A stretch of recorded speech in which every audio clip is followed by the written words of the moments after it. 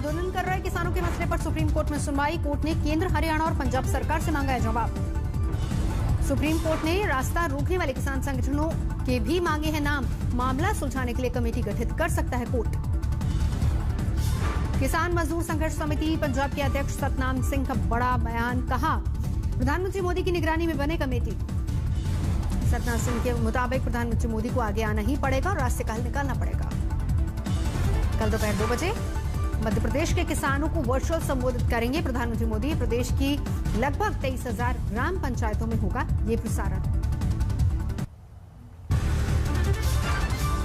दिल्ली के गाजीपुर बॉर्डर पर होगी खापकी महापंचायत। किसानों के प्रदर्शन को समर्थन। सिंगू बॉर्डर पर किसानों ने लगाया कैप्टन। ठंड ने आंदोलनकारियों को किया परेशान।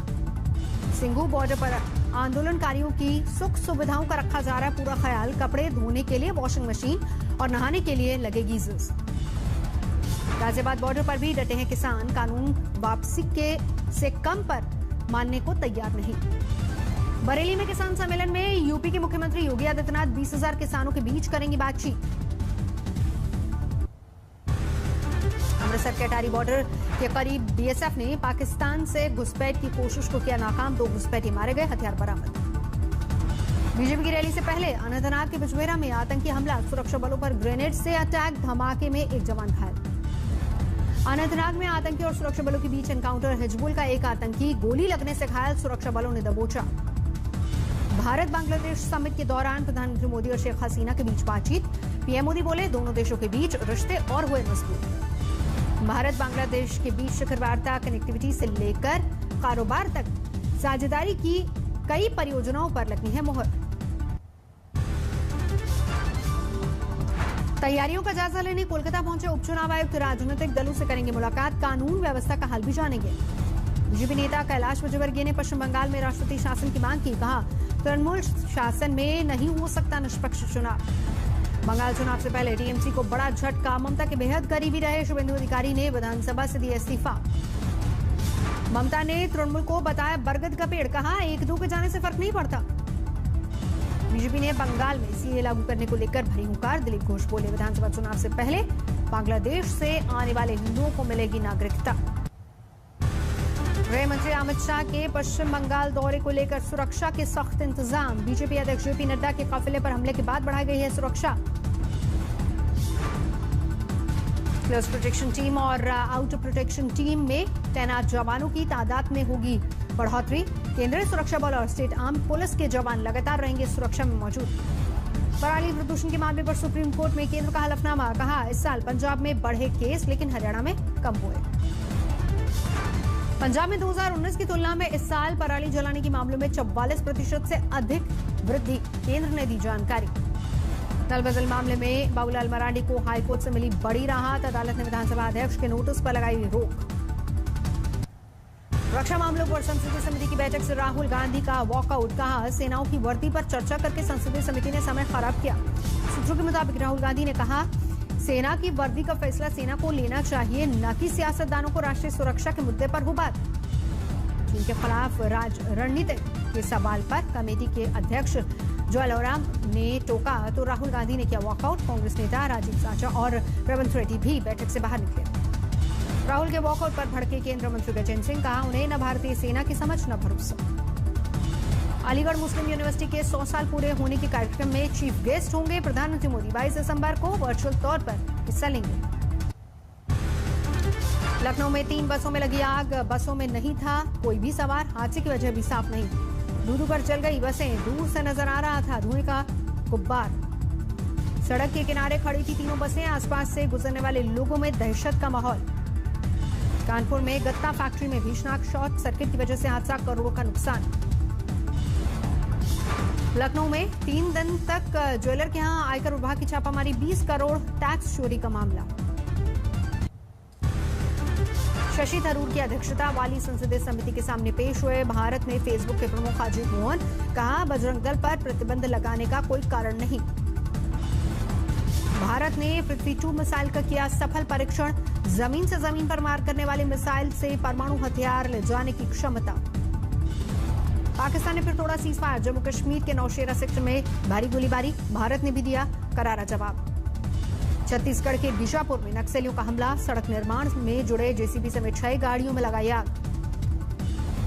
पुलिस को मिली बड़ी सफलता, सुकमा में एक नक्सली ढेर, 6 से ज्यादा घायल।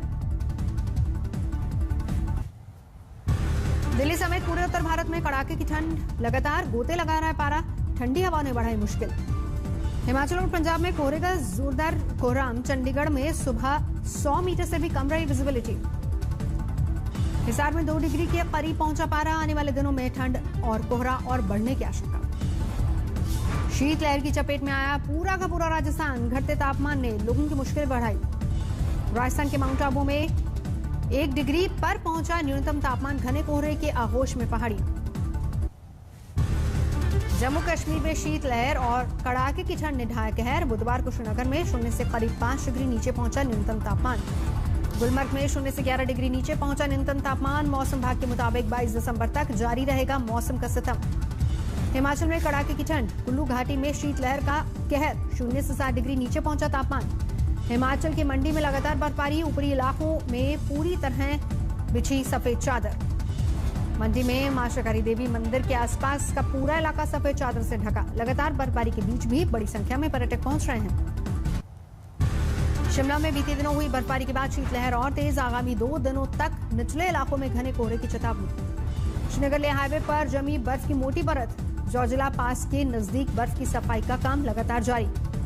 उत्तराखंड के औली में बर्फबारी के बाद गुलजार हुआ इलाका, रोजाना सैकड़ों पर्यटक पहुंचने से पर्यटन के कारोबार में इजाफा और कारोबारी उत्साहित। अमेरिका का वर्जीनिया बर्फीले तूफान की चपेट में इलाके में 2 फीट तक जम गई बर्फ।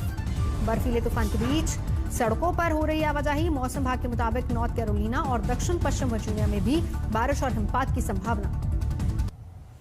यूपी के लखीमपुर खीरी में यात्रियों से भरी पिकअप गाड़ी पलटी, 2 की मौत, 10 घायल। उत्तराखंड के कोटद्वार में गोदाम में शॉर्ट सर्किट की वजह से भीषण आग, लाखों का नुकसान। यूपी के बिजनौर में लव जिहाद का दूसरा मुकदमा दर्ज, नाम बदलकर लड़की को भगाने का आरोप, आरोपी गिरफ्तार। यूपी के बदायूं में छात्रा पर तेजाब जैसे केमिकल से हमला, लड़की की हालत गंभीर, अस्पताल में भर्ती। बिहार के मुजफ्फरपुर में खादी ग्राम उद्योग की अनोखी पहल, मिट्टी के चूल्हे पर बनी मक्के की रोटी और सरसों के साग की होम डिलीवरी शुरू। रेत माफियाओं की गुंडागर्दी, एसडीएम पर किया जानलेवा हमला। जादवपुर यूनिवर्सिटी में आर्ट्स विभाग के डीन को छात्रों ने पीटा, प्लेसमेंट को लेकर भड़के थे छात्र। ओडिशा के सामाजिक कार्यकर्ता आदित्य दत्त की पत्नी ने कैमरे के सामने की आत्महत्या, पति की संदिग्ध मौत के लिए इंसाफ की मांग। सुराना ग्रुप के खिलाफ सीबीआई ने दर्ज की एफआईआर, 6 बैंकों के 2,930 करोड़ के घोटाले का आरोप। महोबा के निलंबित एसपी मणिलाल परिहार की हाईकोर्ट से अग्रिम जमानत अर्जी खारिज, भगोड़ा घोषित, यूपी के आईपीएस ऑफिसर की बढ़ी मुश्किलें।